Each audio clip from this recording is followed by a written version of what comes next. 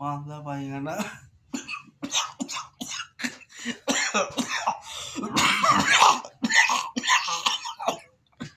ভালো করে বলো, পাতলা পায়খানা, পুরো গল্পটা বলো। জলের মতো কি রং পায়খানা, ট্যাল ট্যাল করছে, ডালের মতো টকটাল।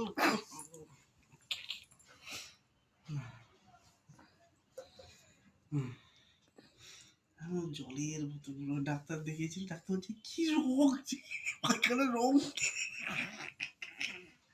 ডাক্তার সামনে করে দিয়েছিলাম জানো। ডাক্তার সবাই ঘরে ঢুকেছে আর আমি এইখানে শুয়ে শুয়ে বাবারে আর পাচ্ছি না করে এখানে এতখানি পড়লো। ডাক্তার বলছি কি রং, ওকে কি সব খাওয়াচ্ছে না তোমার শাশুড়ি খাওয়াচ্ছে।